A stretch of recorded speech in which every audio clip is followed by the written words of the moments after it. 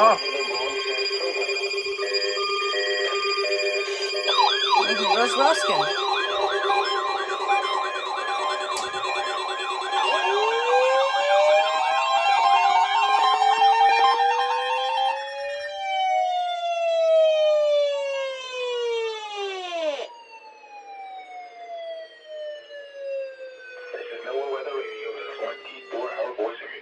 I thought they failed for a second. Was a test of the public warning and alarm for transmitters in the Florida listening area originating from Ruskin, Florida. This is also a test of the same system or specific area message encoder.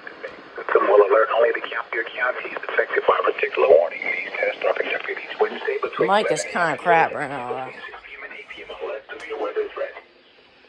This concludes the weekly test. We now return to regular programming.